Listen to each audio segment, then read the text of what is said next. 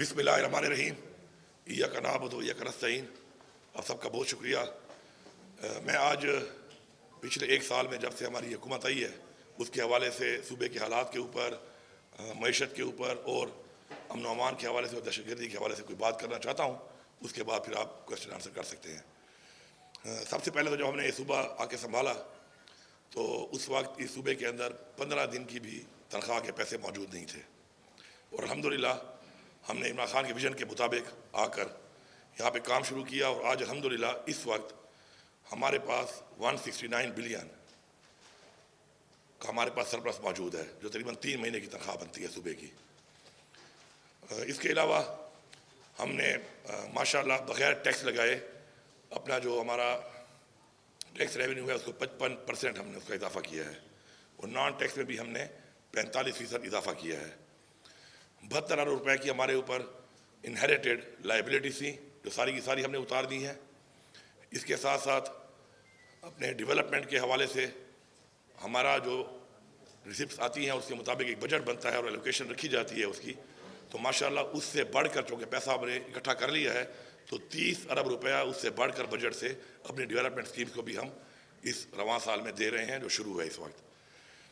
हमारे ऊपर जब हमने हुकूमत संभाली तो 752 अरब रुपए का कर्जा था और हमने 1 रुपया कर्जा भी नहीं लिया और 50 अरब रुपए कर्जा उतारा भी है इस सूबे की आवाम के ऊपर जो कर्जा डाला गया था। साथ साथ पहली दफ़ा हमने इमरान खान के विजन के मुताबिक कि एक खुद मुख्तार कौम जो है वो कभी कर्जदार नहीं होती, तो हमने 30 अरब रुपए से जो शुरू किया है अपना एक हमने एंडोमेंट का एक डेब्ट फंड जो है बनाया है जिसमें 30 अरब रुपए हम डाल चुके हैं और इंशाअल्लाह उसको हम इसी साल 50 अरब तक लेके जाएंगे और ओवरऑल हमने इसको 150 अरब तक लेकर जाना है। इसके अलावा अल्हम्दुलिल्लाह हमने सूबे में उन प्रोजेक्ट्स पर फोकस किया कि जिन प्रोजेक्ट से सूबे के अंदर सूबे की जो वो पोटेंशियल एरियाज़ हैं जहाँ से रेवेन्यू आती है उनके ऊपर हम इन्वेस्ट करें। उस पर हमारा काम शुरू है। हमारे पास एक हाइडल का जो है नेट हाइडल का बहुत बड़ा हमारे पास एक पोटेंशियल है, उसके ऊपर हमारा जो काम अभी शुरू है मुझे इंशाल्लाह पूरा उम्मीद और यकीन है कि 2028 तक हम 500 मेगावाट बिजली अपनी तैयार करेंगे। और ट्रांसमिशन लाइन हमारे पास नहीं है, उसके ऊपर हमने काम शुरू कर दिया। 18 अरब से काम शुरू हो गया, तकरीबन 157 बिलियन की ये इन्वेस्टमेंट है और अगर यहाँ पे हमारी बिजली तैयार इंशाल्लाह हो जाएगी, साथ में हमारी लाइन बिछ जाएगी, तो हम जब इंडस्ट्री को सस्ती बिजली देंगे तो एक तो सूबे का बहुत ज़्यादा रेवेन्यू भी बढ़ेगा और साथ में एक इंशाल्लाह केपी जो है इंडस्ट्रियल हब बन जाएगा और इंशाल्लाह उससे रोज़गार भी आएगा और रेवेन्यूज़ भी आएंगे। हमने अपने तमाम प्रोजेक्ट्स के अंदर इस पैसे के आने के बाद अल्हम्दुलिल्लाह जो इजाफा किया है उसमें सबसे पहले आपने देखा पिछला माह रमज़ान और ये माह रमज़ान 20 अरब रुपए हमने अवाम के अंदर रमज़ान पैकेज के हवाले से जो है हम बांट रहे हैं। इसके अलावा हमारे जितने भी हमारे स्कॉलरशिप से मुख्तलिफ उन सब को हमने डबल किया। हमारे जितने भी एलिमेंट्री में हमारे जितने भी स्टाइपेंड से बच्चों और बच्चियों को उनको हमने डबल किया। उसके अलावा हमारा जो ज़कात दी जाती थी 12,000 रुपये उसको बढ़ा के हमने 25,000 किया। जो हमारा जहेज़ फंड था 25,000 रुपया एक बच्ची के लिए जो बहुत कम था, ना होने के बराबर था, उसको हमने 2 लाख किया। और इसी तरह हर चीज़ को हमने बढ़ाया और अपने जो हमारे वो सेक्टर्स जिनके अंदर खसारे हो रहे थे उनके अंदर हमने अब उनको एंडोमेंट फंड देना शुरू कर दिया ताकि उन्हीं से पैसा आता रहे और उन्हीं पैसों से हम बजाय ग्रांट दें बार बार और पैसा ज़ाया हो आवाम के टैक्स का पैसा, तो अपने एंडोमेंट फंड से पैसा भी महफूज रहे और साथ साथ जो है उसके अंदर वो इदारे जो हैं अपने पाँव पर भी उन्हें खड़े करने हैं। तो उसमें भी हमने तकरीबन हर उस सेक्टर के अंदर 2-2 अरब 4-4 अरब डालना शुरू कर दिए हैं, जिनमें यूनिवर्सिटीज़ हैं, जिनमें वासाज हैं, जिनमें TMAs हैं और इंशाल्लाह हमारा टारगेट है कि इस साल दिसंबर तक हम इंशाल्लाह इन तमाम को इस एंडोमेंट फंड के ज़रिए खुद मुख्तार कर देंगे और वो कम अज़ कम हमारा ग्रांट का पैसा ज़ाया नहीं होगा। उसी पैसे को सेफ रख के उनके जो लाइबिलिटीज़ हैं उसी से अपनी वो पूरी करेंगे और फिर पाँव पे भी खड़े होंगे।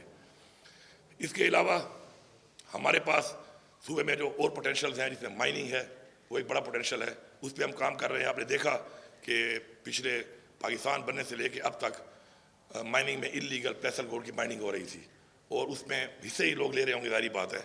तो हमने उसमें से सिर्फ 4 साइट्स को हमने जब ओपन ऑक्शन किया ट्रांसपेरेंट तरीके से तो उससे हमें 5 अरब रुपये आया है और इंशाल्लाह हमारे पास और इस तरह की बहुत साइट्स हैं जिस पर हम काम कर रहे हैं। साथ साथ मैं यहाँ पे बताना ज़रूरी समझता हूँ कि ये पैसा हमने टैक्स लगा के यहाँ से नहीं किया या कोई यहाँ पर कोई CM हाउस में या कोई इधर सेक्रेटरीट में कोई ख़जाना नहीं खोदा। ये सिस्टम के अंदर ये पैसा मौजूद था। सिस्टम के अंदर ये पैसा कहाँ जा रहा था, किन की जेबों में जा रहा था, ये आप खुद अंदाज़ा लगा लें। लेकिन अब वो सारा पैसा इकट्ठा करके हम सरकार के ख़जाने की जेब में लेके आए हैं, और ये एक बहुत बड़ी अमाउंट है जो मैंने आपको बताई है। और इसमें अगर मैं डिटेल में जाऊँ तो और भी छोटी छोटी बहुत चीज़ें हैं, लेकिन एक मैंने आपको परफॉर्मेंस के लिहाज से मैंने बता दी है आपको कि ये है पख्तूनख्वा की हुकूमत की परफॉर्मेंस। और कोई भी इसे अगर एवेलुएट करना चाहता है अपनी परफॉर्मेंस को, कोई मुनाजरा करना चाहता है इसके ऊपर, या जो मैं फिगर बता रहा हूँ उस पर अगर मैं कोई गलत बयानी कर रहा हूँ तो उसको भी आइडेंटिफाई कर सकता है। और हमने उसमें अपनी जो बुक शाया की है, अपनी परफॉर्मेंस की 1 ईयर बुक, उसमें भी हमने ये इंश्योर किया है कि थोड़ा है या ज़्यादा है हम वही लिखेंगे जो हमने किया है। हम औरों के कामों पर भी तख्तियाँ लगाने वालों में नहीं है। अगर मैं उस डिटेल में जाऊँ तो वो एक बहुत लंबी डिटेल है। हमारे ऐसे ऐसे प्रोजेक्ट्स कि पिछले 10-10 साल 9-9 साल से वो शुरू थे और कंप्लीट होना था 2018 में। कंप्लीट ना होने की वजह से उससे जो रेट्स का एक्सेलेरेशन हुआ है और उससे जो नुकसान हुआ है वो उसके अलावा है, लेकिन उससे जो फ़ायदा नहीं हो रहा तो वो उसके अलावा है। तो हमने ऐसे बहुत से प्रोजेक्ट अपने ड्यू फॉर कंप्लीशन में डाल के कंप्लीट कर लिए हैं, मज़ीद भी हम कंप्लीट कर रहे हैं। मैं एक सिंपल मिसाल लेता हूँ, 2014 से मानसेरा में हमारा एक हाइडल प्रोजेक्ट शुरू था, 18 में मुकम्मल होना था। जब हम आए तो कुछ भी नहीं हो रहा था, हमने उसको मुकम्मल भी कर लिया और पिछले 2 हफ्ते पहले हमने एग्रीमेंट भी कर लिया और उस 10 मेगावाट से हमें 44 करोड़ रुपये सालाना भी आएगा और जाहिर बात है पाकिस्तान को फ़ायदा भी होगा। फॉलोड बाय 2 महीने में और भी 2 हैं तकरीबन 50 मेगावाट के, वो भी हम इंशाल्लाह सिस्टम में डालेंगे तो उससे 4 अरब रुपये आएगा। उस पर भी काम तेज़ी से जारी है। तो हम फोकस कर रहे हैं उन प्रोजेक्ट्स के ऊपर, इन्वेस्टमेंट्स कर रहे हैं उन प्रोजेक्ट्स के ऊपर जो सूबे को पाँव पे खड़ा करें। और ये उसका माशाल्लाह जो रिज़ल्ट है, मैं पूरी टीम का, पूरी अपनी गवर्नमेंट का, अपने पार्लियामेंटेरियंस का कि उन्होंने सपोर्ट किया इस चीज़ को, अपनी कैबिनेट मेंबर्स का और अपनी ज़ाहिर बात है ब्यूरोक्रेसी का, अपने तमाम जो लोग इसमें इन्वॉल्व थे उन सब का शुक्रिया भी अदा करता हूँ और उनको खैर तहसीन भी पेश करता हूँ। दूसरा जो इशू हमारा है बड़ा, वो ज़ाहिर बात है दहशतगर्दी, अमन व अमान इस सूबे का। मैं जैसे ही मैंने बहसीयत वज़ीर आला अपना ये ओहदा संभाला तो पहले ही हफ्ते में मैंने अपनी जो मेरी ज़ाती इस सूबे में, ज़ाहिर बात है मैं रहा हूँ इस सूबे का, मैं पैदा हुआ हूँ, ये सूबा मेरा सूबा है तो मुझे सूबे के हालात का अंदाज़ा बखूबी है। तो मैंने बहसीयत चीफ एग्जीक्यूटिव जाकर वहाँ पर इस पर बात की कि आप पहले तो ये बताएं कि ये हालात ख़राब क्यों हुए, ख़राब करने की वजूहात क्या हैं। और वो वजूहात मैंने आइडेंटिफाई की, एक दफ़ा सब के सामने दोबारा मैं करना चाहता हूँ। इमरान खान के दौरे हुकूमत में ये चीज़ ख़त्म हो चुकी थी। आप रिकॉर्ड की बात करूँगा, आप देख लें कितने धमाके हुए, कितने हमले हुए, फोर्सेस पे हुए, खुदकुश हुए, आप वो देख लें 2018 से लेके 2021 के एंड तक जितना भी वो टाइम था आप देख लें उसमें। उसके बाद क्या हुआ, उसके बाद पूरी रियासत और तमाम इदारे वो एक पार्टी को ख़त्म करने के चक्कर में पड़ गए और उन्होंने पूरा फोकस कर दिया एक पार्टी के ऊपर, उस पार्टी की लीडरशिप के ऊपर, उनके वर्कर्स के ऊपर, उनके कैंडिडेट्स के ऊपर। और एक पार्टी को ख़त्म करने के ऊपर जब सारी की सारी अपनी उन्होंने स्टेमिना, अपनी सारी कुव्वत वो लगाना शुरू कर दी तो वो जो उनका काम था वो उनसे रह गया। और उसका रिज़ल्ट ये निकला कि ये चीज़ दोबारा उभरना शुरू हुई और उभरते उभरते आज वो यहाँ तक पहुँची है। लेकिन मैंने डे 1 में इनको कहा कि आप जो यहाँ पे पॉइंट स्कोरिंग करते हैं पॉलिटिकल, ये नहीं करनी चाहिए। पख्तूनख्वा के और बलूचिस्तान के हालात कुछ और हैं। हमारी बॉर्डर्स पर वो इलाका है जिसके अंदर सुपर पावर से कई दहाइयों से जंगें हो रही हैं और सिर्फ जंगें नहीं हुई, शिकस्त दी गई है सुपर पावर्स को। तो उनके हालात को कंपेयर करना विद पंजाब और विद सिंध ठीक नहीं है। अनफॉर्चुनेटली यहाँ पे पॉलिटिकल पॉइंट स्कोरिंग शुरू हो जाती है और गवर्नमेंट की इन चीज़ों को हटाकर कभी एक तरफ लगा लेते हैं, कभी दूसरी तरफ लगा लेते हैं। तो मैं आज ये बरमला कह रहा हूँ कि ये इनकी नाअहली है, जिम्मेदार लोगों की नाअहली है, फेडरल गवर्नमेंट की नाअहली है, इदारों की नाअहली है कि आज ये हालात यहाँ तक पहुँचे हैं। और अब भी इनको होश के नाखून लेने चाहिए। अगर अब भी इसी तरह ये बैठ के फैसले वहीं पे बैठे करेंगे और हालात को देखकर आगे नहीं बढ़ेंगे तो हालात मज़ीद भी ख़राब होंगे। मैंने इनसे कहा कि हमें अफगानिस्तान से मुज़ाकरात करने चाहिए, इन्होंने मेरे ऊपर तनकीद शुरू कर दी, जबकि मैंने कोई ऐसी अजीब बात नहीं की थी। पूरी दुनिया में मुज़ाकरात से ही मसाइल हल होते हैं। उसके बाद कई महीने गुजरते गए, मैं बात करता रहा, आखिर में आके इन्होंने कहा कि ठीक है आप मुज़ाकरात के लिए आगे पेशकदमी करें और फेडरल गवर्नमेंट को मैंने कान बोर्ड लेके उनके लोगों को शामिल करके हम करेंगे। उसके बाद हमने उस पर काम किया, हमने जिरगे किए, हमने लोग बुलाए, हमने स्टेक होल्डर्स को बुलाया और हमने पूरी एक पहले छोटी कमेटी बनाई और साथ में हमने फॉलोड बाय बिगर कमेटी जो कि तमाम फिर अजला जो कि मर्ड डिस्ट्रिक्ट के हैं उनसे हम उनके मशरान को लेते और इनके लोग भी शामिल करते हुए देते और हमने इनको TOR तक भेज दिए, इनके कहने के मुताबिक TOR भेज दें। उनको TOR से गए हुए 2 महीने हो चुके हैं, 3 दफ़ा रिमाइंडर दे चुके हैं, लेकिन कोई अमल दरामद तो छोड़ दें, कोई बातचीत उस पर नहीं हो रही। आज आपके सामने ये हालात हैं, लेकिन मुझे फ़ख्र है इस बात पे। और अगर गवर्नमेंट की और हुकूमत की अमलदारी की बात हो तो उसका सबूत ये है कि पख्तूनख्वा की पुलिस मुकाबला कर रही है। अवाम तो कर ही रही है, पहले दिन से कर रही है, पख्तूनख्वा की पुलिस भी मुकाबला कर रही है और वो नज़र आ रही है कि वो मुकाबला कर रही है। इसका मतलब है कि हुकूमत की अमलदारी इस सूबे में मौजूद है।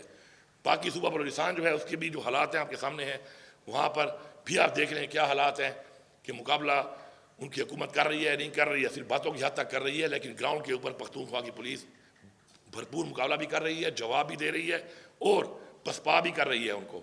और इसके सबूत ये है कि जो यहाँ पे एक्टिविटीज़ हो रही हैं उसके अंदर बॉर्डर तो पाक फौज के पास है, वहाँ से जो लोग अंदर आ जाते हैं पसपा करने के लिए, उस पर हमारी पुलिस का रोज़ाना की बुनियाद पर एक ऐसा किरदार और कुर्बानी है जिस पर मुझे फ़ख्र है।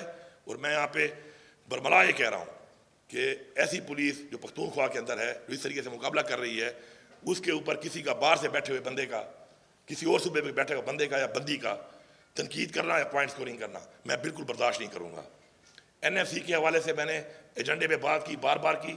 NFC हमारा हक है, इसको रिवाइज किया जाए। मुझसे उन्होंने वादा किया है, एपेक्स कमेटी के मिनट्स में शामिल है कि उस पर इन्होंने वादा किया कि दोबारा बुलाया भी जाएगा NFC को और उस पर यह एजेंडा डाला भी जाएगा। उससे क्या होगा कि हमारा जो जायज़ हक है कि हमारा जो आबादी बढ़ी और जो हमारा रकबा बढ़ा इस सूबे का मर्ज होने के बाद, जब वो हमें मिलेगा तो तकरीबन वो 250 अरब के लगभग है साल का, तो उससे मैं इस पुलिस की तनख्वाह को बढ़ाऊँगा। उससे मैं अपने सूबे के जो मज़ीद ऐसे मसाइल हैं जो सालाना बुनियादों पर हैं, जिनसे हम मज़ीद काम कर सकते हैं, हम उनको स्ट्रेंथन करेंगे। तो इंशाल्लाह ये पैसा भी इनको देना पड़ेगा। अप्रैल की मैंने डेडलाइन दी है इनको। मुझे पूरी उम्मीद है कि ये पैसा किसी की जेब से नहीं जा रहा, ये पाकिस्तान के आइन के मुताबिक हमारे सूबे का हक है, या कि इनको देना पड़ेगा। नहीं तो मैं अपने एहतजाज का हक रखता हूँ और ये एहतजाज पॉलिटिकल एहतजाज नहीं होगा, ये एहतजाज हुकूमत का एहतजाज होगा, ये एहतजाज हमारे सरकारी मुलाजमीन का एहतजाज होगा और ये हमारी आवाम का अपना हक के एहतजाज होगा और हम उसका हक रखते हैं और हम करेंगे। इससे बेहतर है कि पहले ही आप इसके ऊपर अपना जो वादा है उसके मुताबिक NFC को बुला लें। हमारे जो बकायाजात हैं नेट हाइडल के, उस पर बातचीत जारी है। 2000 अरब से ज़्यादा बढ़ चुके हैं वो। अगर पैसे इनके पास नहीं है हमारे साथ बैठ जाएं, हमें कुछ पैसे वो दे दें जो ये दे सकते हैं। इसके अलावा अगर नहीं है इनको देने पड़ेंगे, क्योंकि मैं ये पैसे माफ़ नहीं कर सकता। मैं प्रेसटा की तरह 1680 अरब को 80 अरब में माफ़ी नहीं दे सकता, क्योंकि ये पैसा मेरा है नहीं, ये पैसा मेरी आवाम का है। तो ये पैसा पूरा इनको देना पड़ेगा। और जो हमारे बकायाजात हैं AIP के हवाले से, शर्म का मकाम है कि ऐसे हालात के बावजूद दहशतगर्दी भी फैल रही है और वहाँ की आवाम से जो वादे किए गए थे AIP के, फेडरल गवर्नमेंट के, उसमें अब तक 700 अरब देने थे। उस 700 अरब में से 232 अरब अब तक एलोकेट हुए इन 7 सालों में और उसमें मिले सिर्फ 132 अरब। और जब से हमारी हुकूमत आई है 9 महीने से एक ऐसी कमेटी बना दी गई है कि वो जो पैसे हर महीने आते थे वो भी उन्होंने बंद कर दी है। तो इनकी सीरियसनेस का अंदाज़ा यहाँ से होता है। और मैंने इनको बताया हुआ है कि पैसा जल्दी रिलीज़ करें, क्योंकि इस दौरान में हमने काम बंद नहीं किया। अपने पैसों में से हम वहाँ पर भी पैसा ये दे रहे हैं, लेकिन पैसा इन्होंने देना है।